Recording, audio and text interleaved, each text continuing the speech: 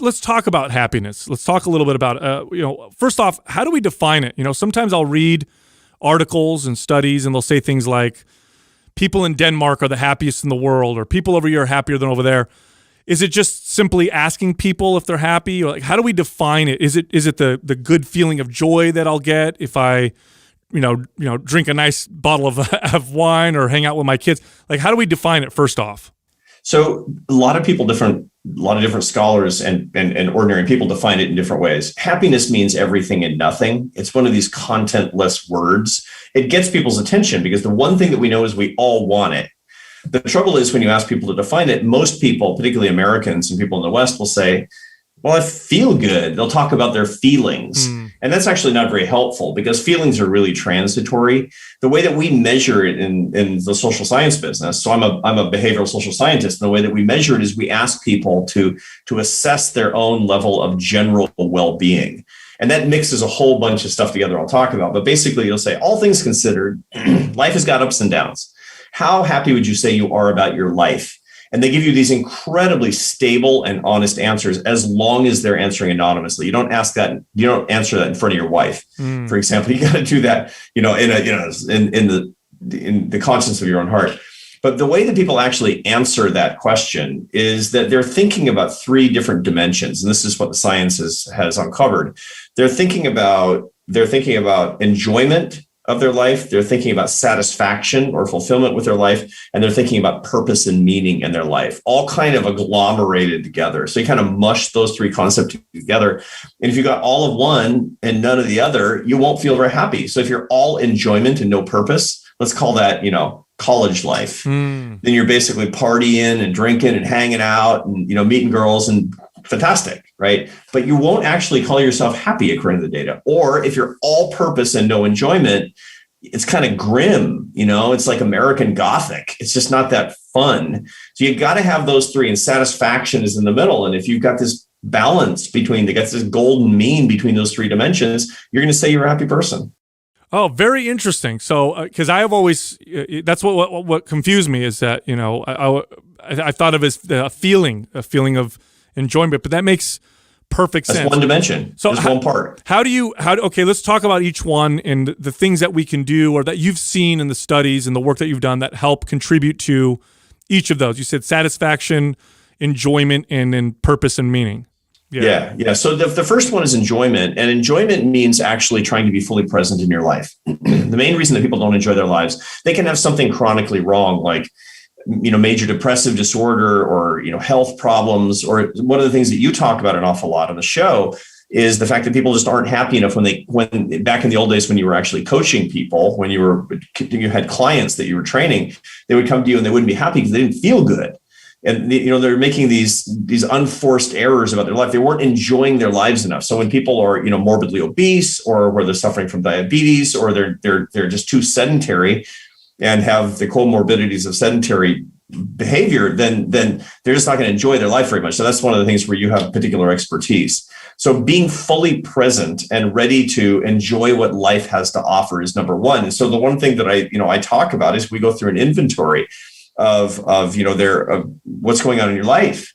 What are the things that really the barriers from holding you back to full enjoyment of your life? The second is satisfaction, and satisfaction is really, really hard. There's this one concept that we talk about an awful lot in my business called the hedonic treadmill. Hedonic means feelings. And the hedonic treadmill is basically the problem with satisfaction, where you run and you run and you run and you run, and you don't actually get any more satisfaction. So something good happens to you, you earn a bunch of money, and the next day you feel like you were before. You buy a $2 million house and you're actually not happier. You get that car you've always wanted, and as you're driving it off the lot, you're dreaming about the next the better model.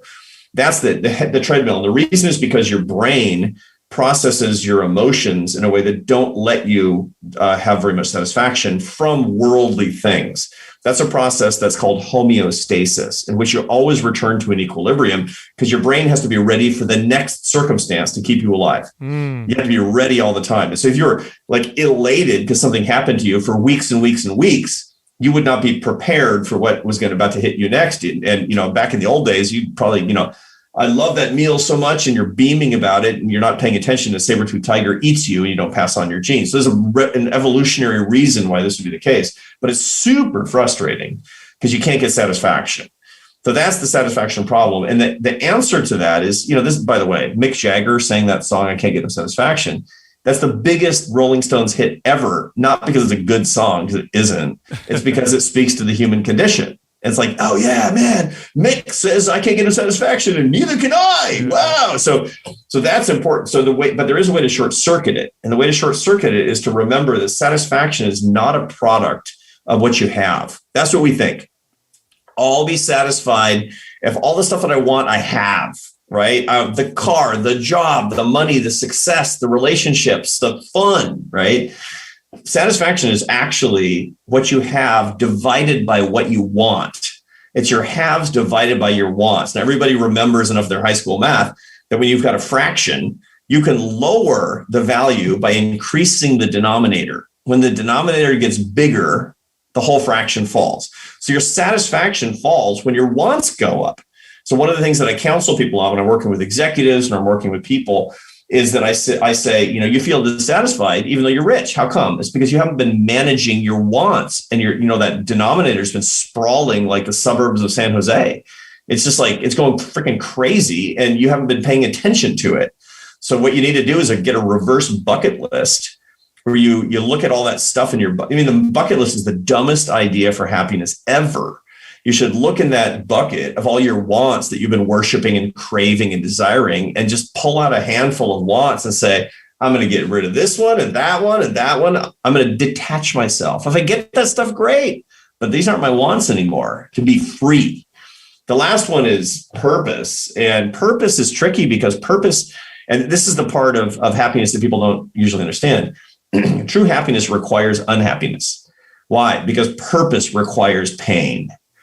To find meaning in your life, and pain is just incredibly sacred. If we miss out on pain, we miss out on post-traumatic growth, we miss out on experiences, we miss out on learning. And you and I have, in our personal lives, have talked about these experiences that have been painful for us, for you and for me. And when we talk about the things that we know would make us the men that we are, it's never like, oh, I went to this party when I was 18, it was so awesome. You don't even remember that. You remember the bad thing that happened to you, the painful thing, the lesson that you had to learn. And that's where you actually get your purpose and meaning in life. So the key thing that I ask people to do if they don't have enough purpose is they need to be more fully alive and take more risk. They need to fail more. They need to learn more. They need to ask for to say they're sorry. They need to make amends more. They need to be fully engaged in their life and stop. Usually if you don't have purpose, it means you're running away from pain. This is why I love talking to you. Every time I talk to you, you end up blowing my mind. And I'm thinking of a few different things. You were talking about satisfaction. I thought that was so awesome to talk about changing your wants. And it reminds me of the conversations I've had many times with my father. My dad was a poor Sicilian immigrant. Okay, he was one of many children. They lived in a small concrete house. And he looks back on it, he talks about how happy he was, how he was so happy when he had an extra, quarter to get some ice cream because he was so poor. That was such a big deal. I think, to myself, as I get more things and I want more, it's like this never-ending well. So changing your wants, it's so absolutely brilliant. And I'd never even considered sitting down and taking those things down. Have you done that with yourself? Have you sat down and said, What are some of the things that you've had to remove that you wanted in the past that you've taken out? Well, there's a whole set of categories of things that are chronic wants that never bring satisfaction, that always sprawl. So, for example, the great philosopher and theologian St. Thomas Aquinas, who wrote in 1265 this tome, the Summa Theologica. That's one of the most important books in Western philosophy. As a matter of fact, it reintroduced Aristotle to the West, among other things. In the Summa Theologica, he talks about these 4 idols that everybody has, and it's incredible. It's like it was written yesterday. The 4 idols that we all worship, usually inadvertently, are money, power, pleasure, and fame. And fame for most people is not like, you're famous because Mind Pump is such a big deal, but most people it's prestige, like, to be well regarded in your community. So money, power, pleasure, and prestige. And, these are the four idols. Aquinas calls them the four substitutes for God, where, like people really, really want God, but God's very inconvenient because a lot of one-sided conversations and misunderstandings and a lot of work and a lot of rules. And so like, now forget that. So I'm going to go for four things that have kind of a God-like appearance to them: money, power, pleasure, and fame. But they're all wants that never bring satisfaction. And so when I go through my reverse bucket list, I'm looking in there for the cravings that I have in money, power, pleasure, and fame. What am I doing? Am I going around the horn all the time, looking for more dough? And furthermore, this is a good party game, by the way, is to ask people what their idol is and put them in reverse order. So I'll do it with you, Sal. So money, power, pleasure, and fame. Tell me the thing that least motivates you, that you care the least about. Out of those four. Yeah. Because those are the four. Oh, these are the idols in life. Oh, fame has got to be the bottom one, and then probably you don't care. So it's people that Sal Di Stefano. It's like, I don't know who's that, some guy. No, I could care less. Salvatore Di Stefano from Sicily, right? Good job. The next one might be what was the pleasure. I enjoy feeling good, but I've done a good job, I think, of trying to kind of separate myself from that, so it's not super high on my list. Money and power, I would say, money might be next, power might be next. I think mainly because both of those make me feel like I have more control over my life. So money and power give me more control over the things that I can do, I would say. Yeah. So knowing that is super important. Okay. That's incredibly important self-knowledge, because then you can manage your reverse bucket. By knowing that. Now, the key thing is putting stuff into your basket that you should be. So that's the bad four: money, power, pleasure, and fame. And a lot of people will feel kind of prideful because of the worldly rewards that they don't care about, not paying attention to the fact that they're being completely controlled on some other dimension. I see this constantly. It's like, yeah, I don't care about money. It's like, great, but you're a freak for power. Right. Or, you're like addicted to drugs because you're a pleasure guy. So that's really important for people to keep in mind that just because you're good on one dimension, you're probably falling down on another.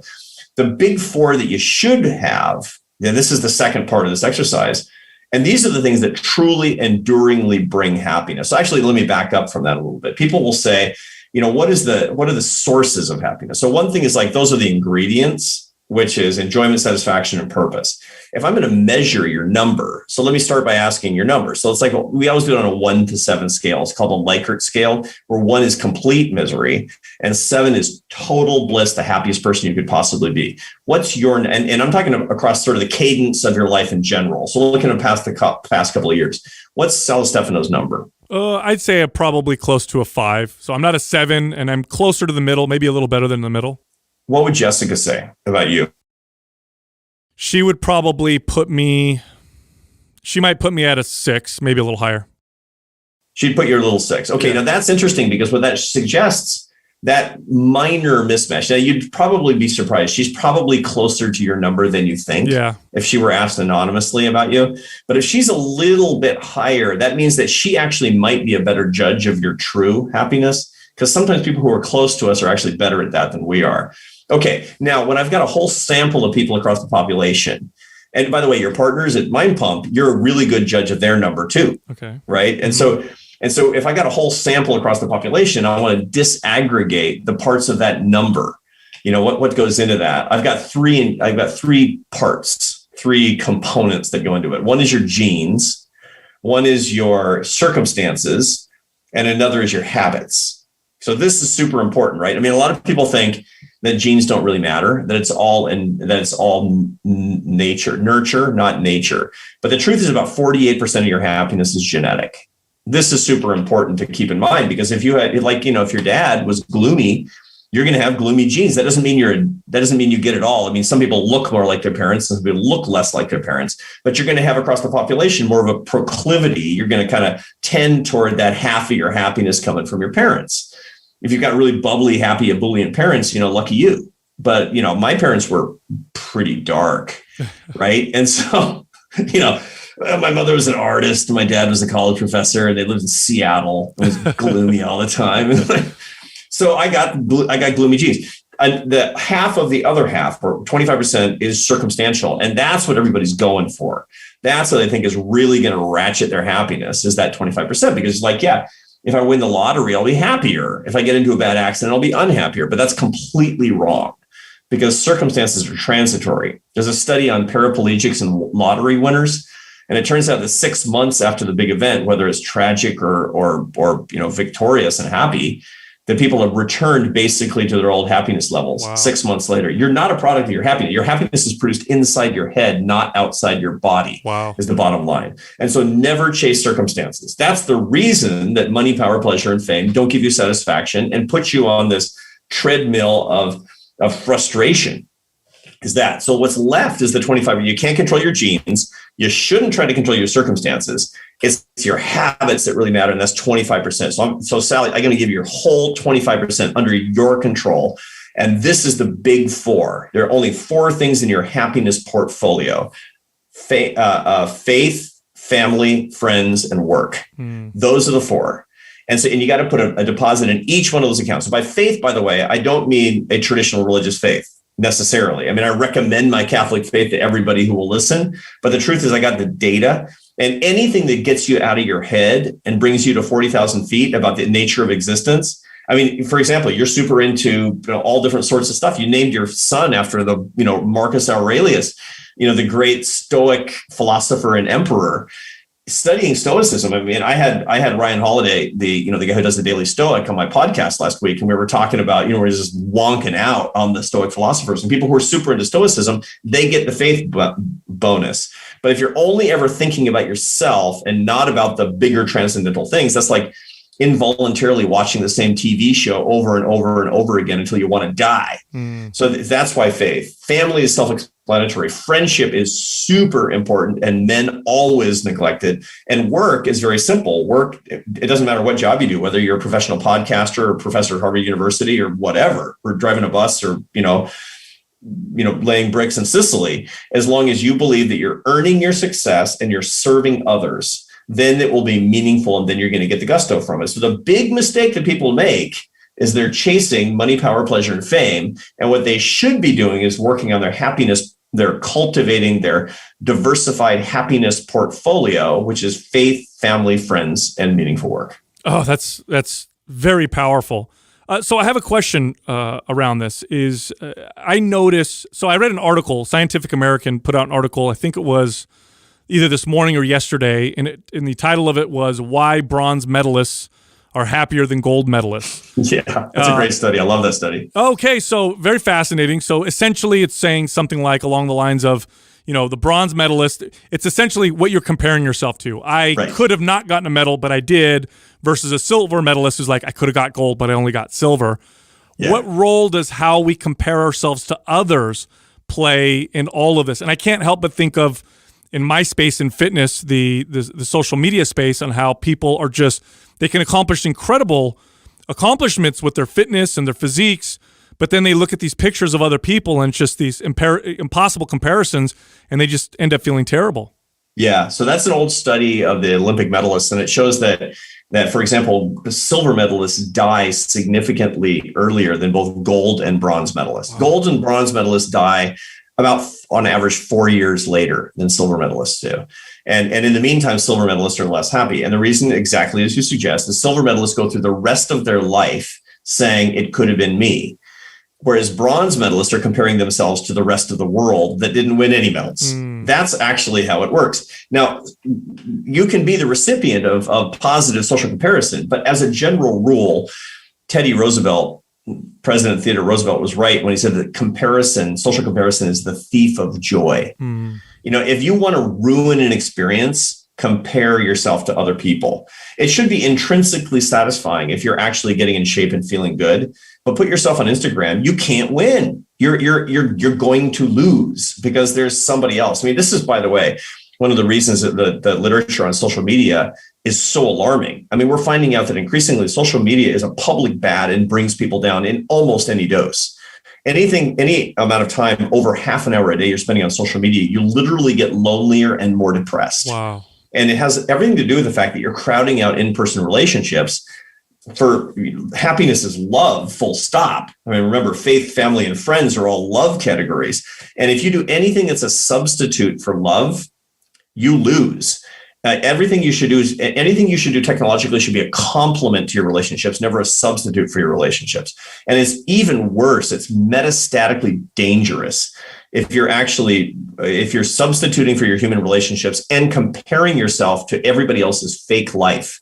Instagram influencers, especially in the fitness space, they don't actually look like that. Are you kidding me? They look like that one day, and they're so completely desiccated and miserable and food obsessed, and you're yelling at everybody. And it's like, I finally got to my, I'm finally, 4.5% body fat. Get the camera quick before I kill everybody. It's like, we all know what's going on. And a lot of what I know from this is because, I'm a fan of yours.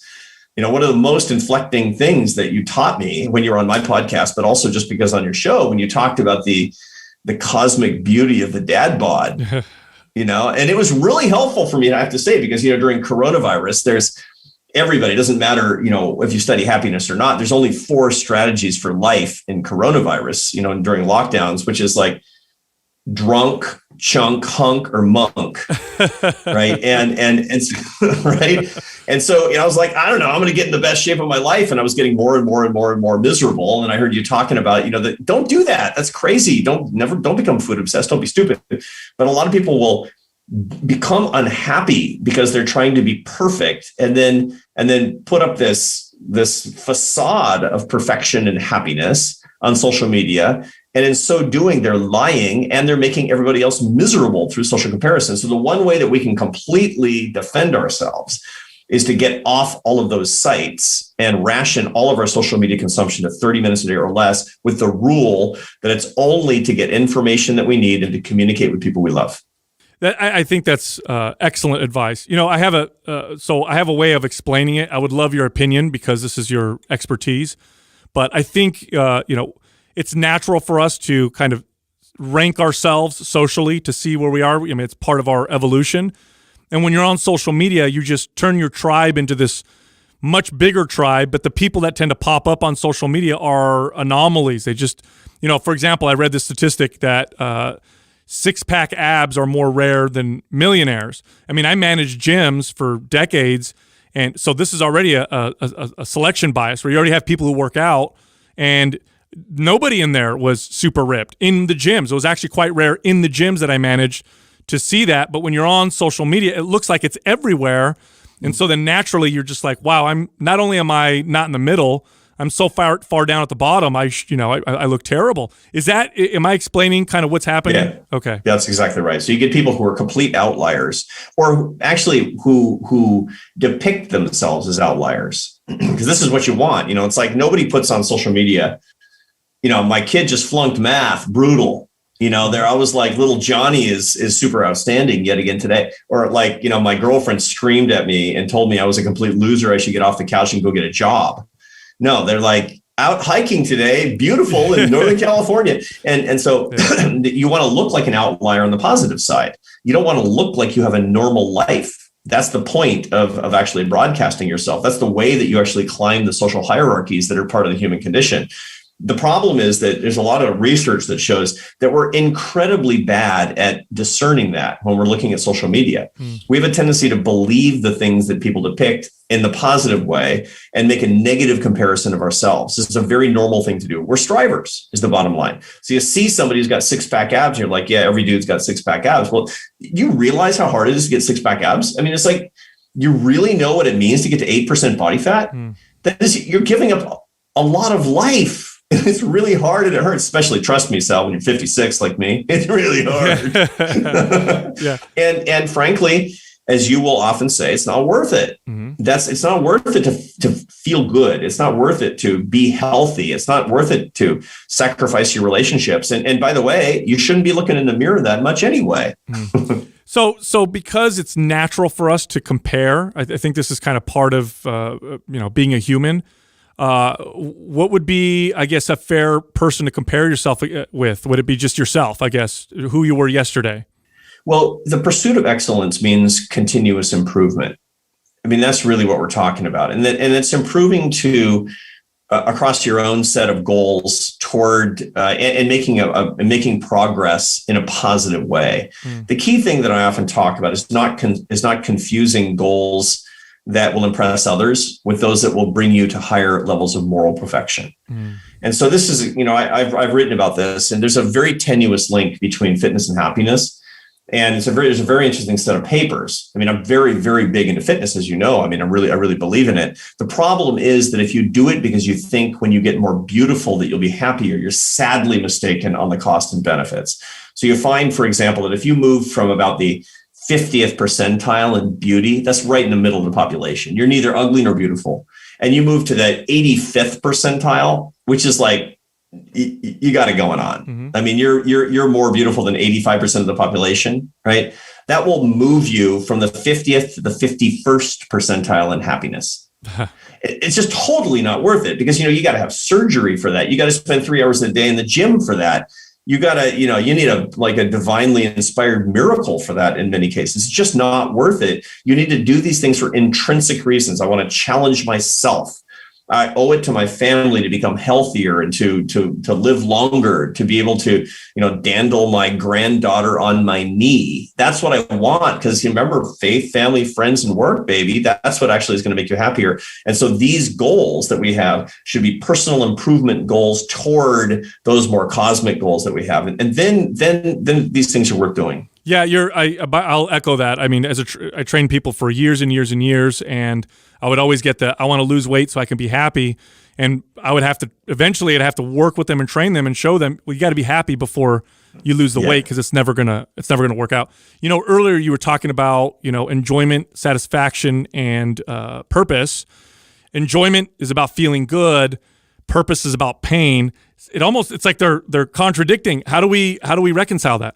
Yeah. So the key thing is balance, and everything in life is balance. It's balance between the time you spend in the gym and the time you don't spend in the gym. It's balance between, the days that you eat free and the days that you're on a diet. This kind of moderation is a matter of prudential judgment. The happiest people actually find this balance in their life. The unhappiest people, the people who suffer from addiction, for example, they really have a hard time with balance. It's like, if that feels good a little, then a lot is going to feel great. And that's wrong in almost every case. You can get into these addictive behaviors. And by the way, there's brain chemistry that aids and abets this mistake. There's a neuromodulator called dopamine. And everybody at this point knows what dopamine is. It's implicated in all addictive substances and processes. So you can get addicted to, and I know a ton of people in my world who are addicted to success. People who are addicted to work, they're workaholics, but also people who get addicted to drugs and alcohol and gambling and, pornography and bad stuff. The reason is because your brain, your dopamine signals, they say like, I like that. Give me more. I want more right now. And then you start responding to your brain. Your brain chemistry starts pulling you.